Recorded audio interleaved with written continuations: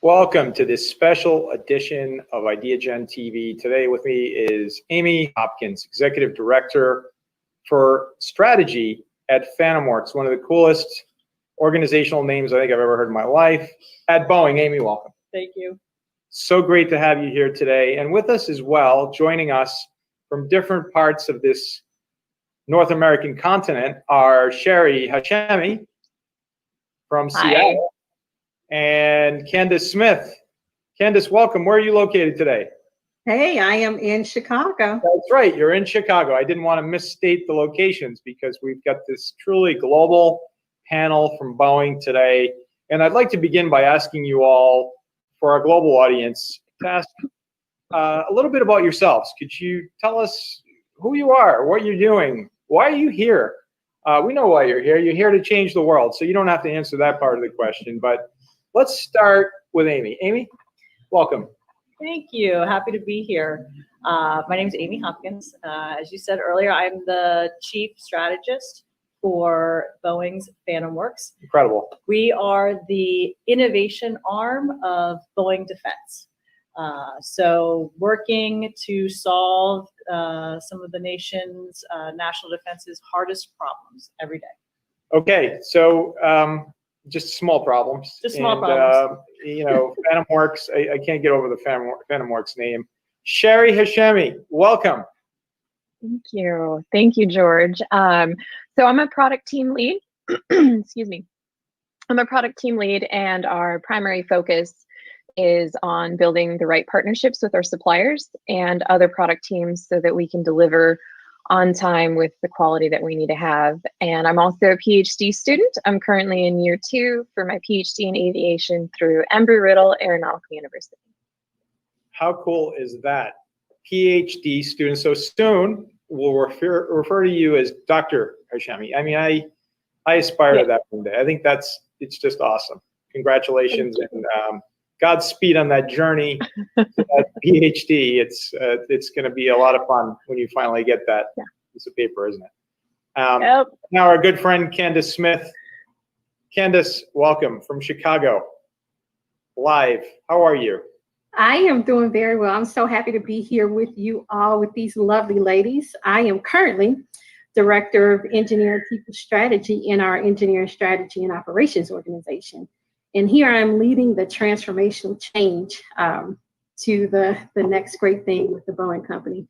So basically, you know, I lead a team of really incredibly capable people who strategically partner to ensure that the engineers throughout their career life cycle have everything that they need, the tools, resources to understand and execute their work, to grow their skill set and expertise, to share ideas, and to get recognized for their accomplishments, really all to the delight of our customers. You know, our engineering teams, they have to have the space to explore, as Amy talked about, innovate and improve throughout their entire career. So I really partner closely across the enterprise to help amazing people like Sheri, our engineers, be as successful as they can throughout their careers.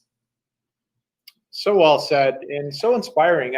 I love particularly what you said about to the delight of our customers. It's such a nice thing to say, and it's true, but my gosh, isn't it a positive way to refer to your customers, right? To the delight of our customers.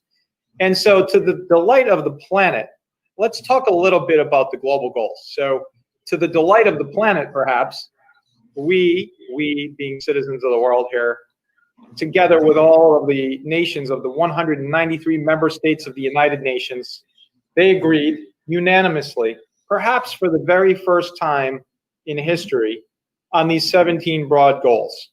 Things like eradicating poverty, no hunger, empowering women and girls, global partnerships, sustainability, and all the things that you're hearing about more and more today. ESG is part of that, right? And so Boeing and you all have been stalwarts, leaders on a lot of these issues. And as we look toward achieving these goals in this runway to 2030, but goal 5 in particular, gender equality, what sort of work are you doing collectively, individually, to help with achieving this goal? Let's start with Sheri. Sheri? Excuse me. I right now am making a personal effort towards helping early career women, for getting them some support, guidance, ear for their experiences, someone to listen to, and to help bolster them as they get started on their journey as engineers. I think mentorship is extra critical right now, especially for those who are just starting out and they may not have the network, they may not have the support systems. And so, you know, with it being harder to create those with COVID, I think we just need to reach out just a little bit extra to help make sure folks get started on the right foot. So well said. And thanks for all you're doing, Sheri. And Amy, let's go to you for a moment.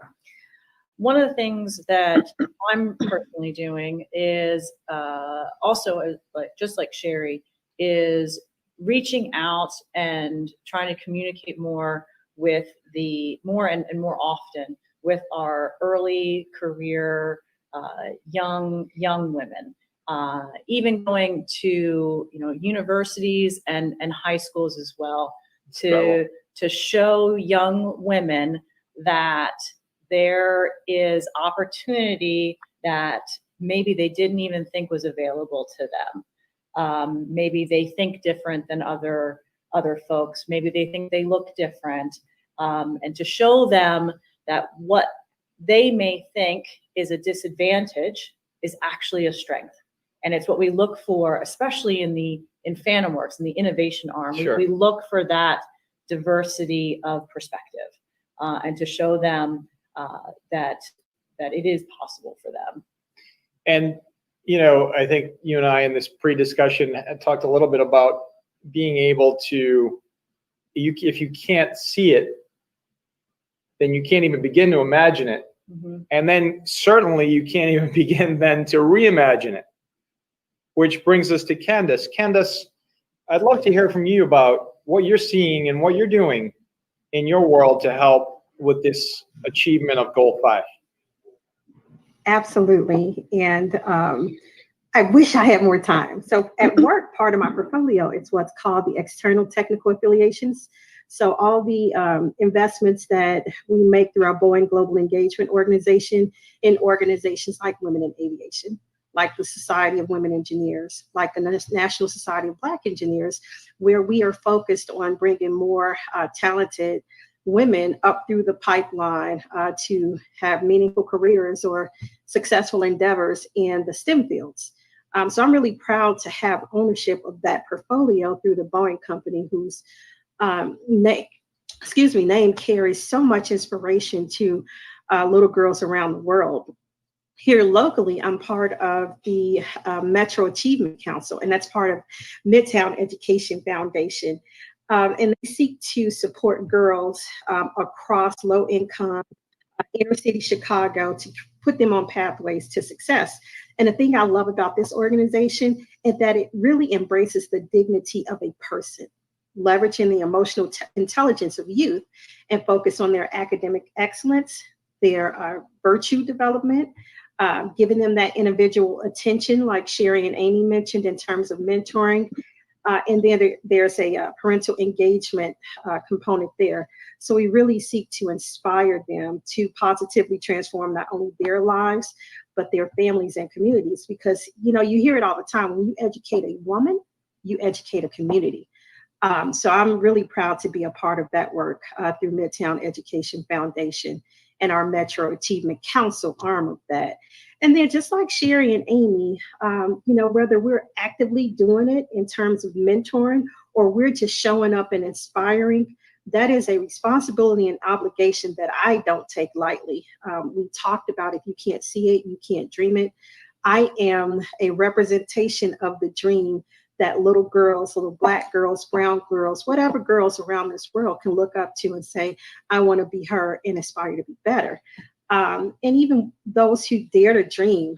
So, I don't take for granted just by the virtue of my existence, but it's the work that we do and the responsibility that we execute to really go out and inspire girls and tell them they can. Yeah, and that's so incredibly, you can hear the inspiration and the enthusiasm and the excitement in your voice, Candace, as you talk about that inspiring work that you're involved in. And you know what? I think it's important to have that additional layer in work, right? You have this passion for changing the world, and you're doing it even beyond, the four walls of your company, and bringing that enthusiasm back into the company to change the world. So I think it's a win-win for everybody with what you're doing. So just a few short months ago, it seems like yesterday, we're, on the other side of the studio looking out over DC, Washington, DC, and you look out and you say, just in January, it seems like yesterday, we were all celebrating this new year, 2020. And who could have predicted that a few short months later, we would be sitting, the entire planet for the first time in human history would be achieving or shutting down and trying to achieve overcoming this hidden enemy. And you all have been along the ride. You've come along this ride. And what methodology, what modes of communication have you all used to connect with people and your teams, given this situation we're in? Amy? So we've all been doing the Zoom meetings, or what we call WebExes. I find those mildly interesting. It's how we're doing work, but it's not really how we are connecting. How I've been able to connect has really been through virtual morning coffee hours with people and virtual happy hours. Let's be honest, it is great I don't have to, I've lost, or I've gained an hour home in my day because I'm already home, and being able to turn off the work Zoom and shift to a virtual happy hour and just check in with people. Yeah. And I don't mean, having a meeting with someone, but Right. really checking in with them. That's right. How are you? Yeah. How are you doing? And let's do it over a cup of coffee in the morning or a glass of wine in the afternoon. It's really been what I've been able to do over the last few months, and I think it's really helped. Yeah. To be able to keep that personal connection That's with right. my teams. And I think you're right. I think, there's a balance, and there's a work-life balance. And I think a lot of people have described the difficulty of turning it off. Where does it end? Where does it begin if you're constantly able to connect via, a digital mean? And I think if you're cognizant of that, as you are, then you can develop that balance. How about Candace? I am right there with Amy. So, yep, lots of virtual connections, good old-fashioned phone calls, making those again. Professionally, I'm giving my team more space, less meetings to plan for a meeting, shorter meetings where I am giving and receiving directions from them, and then just more space to just talk and express, to the degree that we're all comfortable. Express what we're experiencing, maybe the help we need, encouraging each other's. There are some people on my team that I have not yet met. We have taken for granted that we're just, an airplane away or a short drive away, but we're not anymore. So, just like Amy, I am connecting with my team in whatever outfit we are wearing in the moment, no pressure to dress up, to just be who we are and have those conversations. And, I think that I have a superhero squad in my professional and personal life. So even socially, I have an incredibly strong core group of friends around the country. And then locally, the superpower has just emerged where we just make it all better. We don't forget that there's a pandemic and all these other issues that we have to combat every single day. But in those moments of simply connecting and being there for each other and saying, I'm going through it too, I am here with you, how can I support you? It has just emerged as an incredible superpower, and I'm so grateful for it.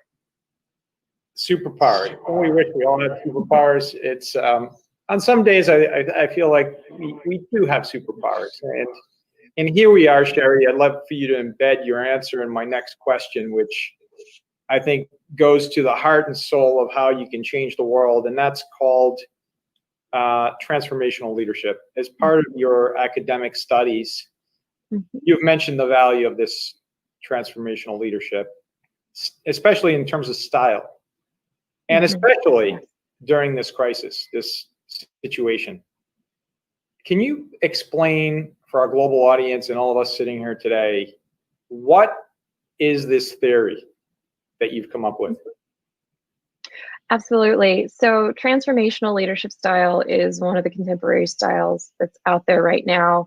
I'm particularly interested in transformational leadership because it's building off of relationships or creating relationships. It's a common bond that's built on trust, encouragement, commendation, inspiration. It's a style that embraces humanity and a level of relatability that you can often just completely lose in the process of doing business. And so by utilizing this style, you can have an extra level of connection when in other ways it might even be lost or never was there to start with.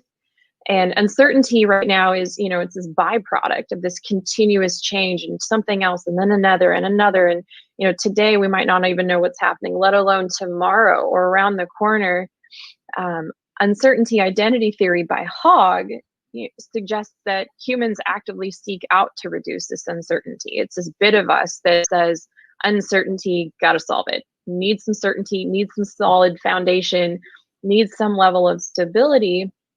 And often that's actually obtained from gathering information that's reliable, seeing common identity with teams, groups, categories, just finding something that says, okay, I'm human, you're human, we're all in this together, and then being able to create a stability off of just that bit of humanity. Yeah, well, and that's just an incredible deep dive into the details of transformational leadership and the behind the scenes look at transformational leadership. And so let's go a step further, Sheri. How do you see the transformational leadership as a means to achieving this goal number 5 of the United Nations global goals? One of the targets for Goal 5 is ensuring women's full and effective participation in equal opportunities for leadership in political, economic, and public life. Through engagement and relationship building and the relatability of transformational leadership, individuals, regardless of formal role, can show up for each other. Often it's not even a formal leader. It's just someone who shows some strength. And like Candice was saying, and Amy's saying, showing up, just showing up for that person. And I think by doing that, we create a base that builds opportunity for women and girls to take their next steps forward towards engaging and participating at every level. Tremendous perspective, Sheri, just amazing. And so shifting to Amy and Candace, what are a few of the realizations that you've had while navigating this global situation? Candace? Again, it's just like, where do I start? I've realized just how much work I have to do to truly help eradicate the issue of the human rights issue of systemic racism. You've read the news, you've heard about the protests, but I have to think about what does that mean for the change that I want to see in this world, and just how much work there is to do. I think I've also realized what true vulnerability means. It's not just about, being in a forum, telling my story or speaking my truth. It's about a completely open and uncontrolled narrative that really happens in a moment and truly reveals who I am and who, others are in response to that moment. I've also realized just how positive I am, just how vulnerable I am, and just how well supported and loved I am in my professional and personal life. And that's been nice to realize. I think, in our professional lives, we don't often express how much we care about our colleague because it's a professional environment. But I found that in this moment, as we are seeing people shift in their priorities or shift in their careers, we are losing opportunities to engage very often with somebody that we've spent so much time with, and it's okay to say, I love you. It's okay to say, I care. And knowing that we don't have that other connection that typically comes with a traditional friendship. So I think I've just had a moment to realize so much about myself, so much about others around me, and also acknowledge those realizations. So there's a lot of fortunate moments in this time. There is indeed, Candace. And Amy, I'd like to ask you the same question. I think one of the things that I have come to realize is that I thought at first my Boeing family, my teammates and I, that we were all experiencing the same thing. And after I have really reached out and at a personal level with folks to check in on them, I realized that we all aren't having the same experience. It may seem like that at times as we're all on Zoom and we're all working from home, right. But there are people who are having vastly different experiences during this trying time. Some, a lot of my colleagues actually never could work from home because of the nature of their job that we do sometimes and where it has to be done. They still had to go in every single day. And there are some of us who did stay home. There are some of us who were working parents and trying to figure out school from home and work, and others working a hybrid model. Others who were caring for, elderly parents at home. Every single person's experience right now is unique and That's different. Right. That's right. And I had this realization, I was being, it was selfish of me to think that everyone's experiencing this the same way. And so that's why I recently have tried to work very hard at doubling down on my engagement is a word we throw around a lot, but just reaching out to folks, because if we can't take care of our mental health, our physical health, our financial health, then they can't bring their full selves to Phantom Works, to be innovative. That's right. That's so right. To me, that's been a big realization, is that we're all experiencing something different, even though the environment that we're all in seems to be the same. So interesting. And it's an individual experience, you're right. And although it appears to be a collective experience, and it is to some degree, yeah, the quagmire in that is that everyone is experiencing it in a different way. It's like watching the same movie. Yes. And you ask someone, what did you think, or what was it about? And they give you a completely different answer. They're like, were you sitting in the same movie as I was? Right. Exactly. And so that's what we're experiencing today. And there's that plus all of the content coming at us. Candice mentioned something about the good old-fashioned telephone. I happen to like the good old-fashioned telephone. But now you can't reach people on the telephone. You can't reach people on the telephone because they're not at their places of work if you have their work number. Mm-hmm. So you have to rely on email. And guess what's happening with that? People are overwhelmed. They already were overwhelmed. Now they're getting nothing but email. And you're losing the emails because you're overwhelmed with all these emails. So it's sort of an interesting moment in time for sure. And it will be very interesting to see what remains changed and what goes back, and what is rebuilt.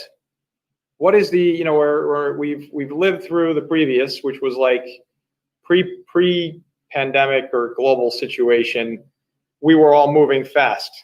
So fast, things were moving so fast. Travel, traffic, just those two things alone, travel and traffic were difficult, but in many ways good for the economy, right?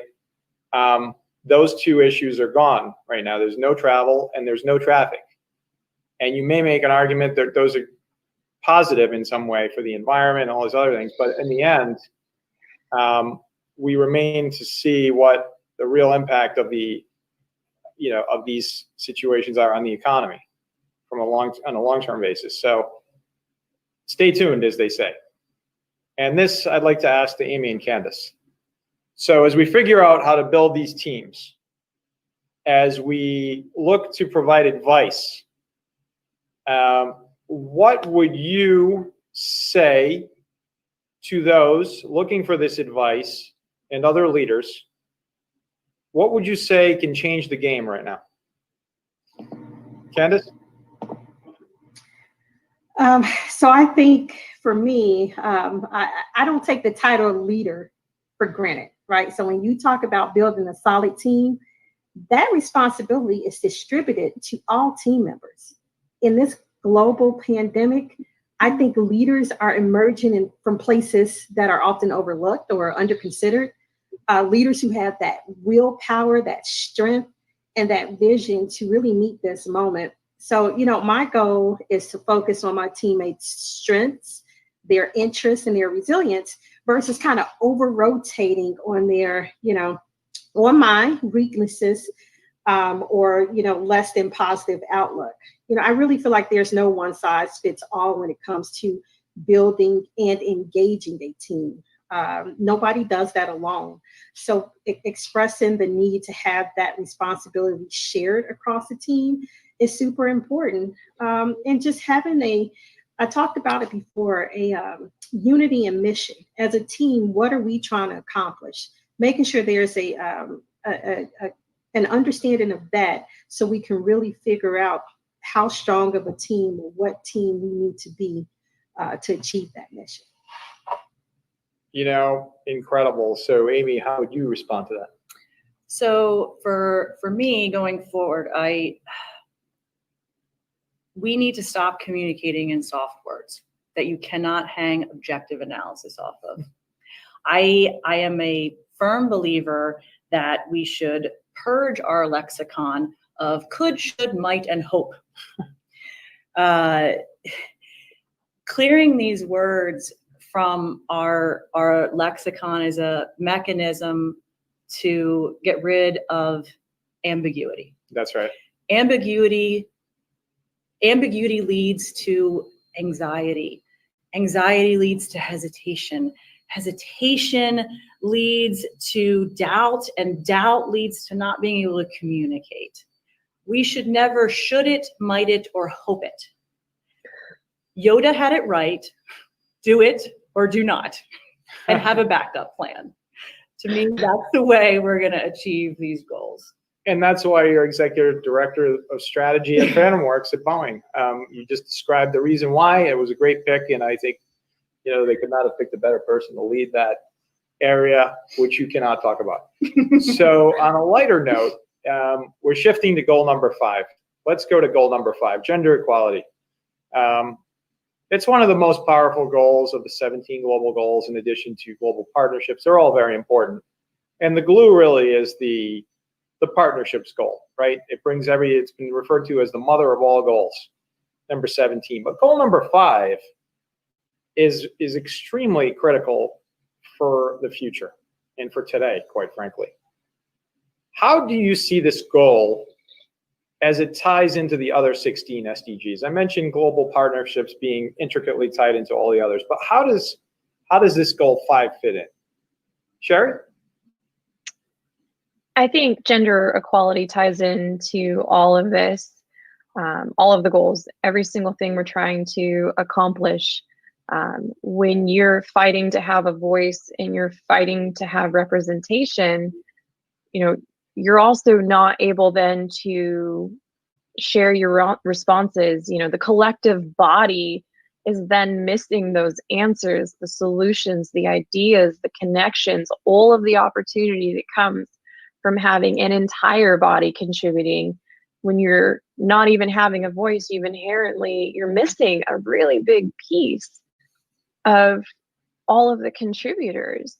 And so by having this level of equality and leveling the playing field, you can actually put all of the information on the table and not just half of the answer. That is just profound. And so, Amy, let me ask you that same question. So it goes back to our earlier discussion, George, where to me, the power of our perspectives that we bring, that is what fuels the fire of innovation. If I am not bringing in as many different perspectives as I can, then the innovation will inevitably, it just won't occur. So to me, when it comes to gender equality, we all need the perspectives of women around the world to be part of that fuel for that fire. If not, we will inevitably fall short. Incredible. Incredible. And the final word goes to Candace Smith. Candace, what is your perspective? All right, so I think equality is another one of those words that we give a different meaning to. So I always go back to my good friend Google search. Equality, the state of being equal, especially in status, rights, and opportunities. So listen, these 17 areas that we're trying to impact are not problem areas that were created in a vacuum, right? In some way, we all contributed, the human race and our ideals contributed to these issues that now we have to go and solve. Women need to be equal partners in developing those solutions. Women need to have equal voices in doing the work, right? Women need to be empowered to be decision makers, movers and shakers, to make that change that everybody should benefit from. So I would say, let us be a part of the solution. Not let us, just get out the way. We need to be a part of the solution. Candace Smith would add the last word. Get out of the way. Get out of the way. Get out of the way. We want to help make the change and help sustain the change. And it can't be sustained without women being equal. That is a simple matter of fact. That's the last word with Candace Smith. It's a perfect segue to the final question. In a few words, could you all just let us know what you think are the best approaches? What is the best approach to achieving these 17 global goals? Sheri? A few words: partnership, collaboration, teamwork, base building. Build that base. Candace? I would say for me, it's togetherness, right? Let's do it together. Have that unity in mission, unity in purpose, that clarity, and let's solve one thing or as many things as we can, and let's go together to solve the next thing and the next thing until it's a done deal, and we can all be free to enjoy this life experience, and just continue to make the world better. And Amy Hopkins, Executive Director of Strategy, I love saying this, so that's why I keep saying it, at PhantomWorks at Boeing. I'm just enamored with the name. PhantomWorks. Amy, what is the last word on that? What would you say in a few words is the best way to achieve these 17 global goals? We all need to value the diverse perspectives of everyone around the world, and to see the power in that and the power of all of our perspectives collectively. That's the last word. Candace Smith, Sheri Hashemi, Amy Hopkins, thank you so very much. And thank you to the Boeing company for everything you're doing, including at Phantom Works. Thank you all. Thank you. Thank You for having us. Thank you. I'll now go purge my lexicon. I love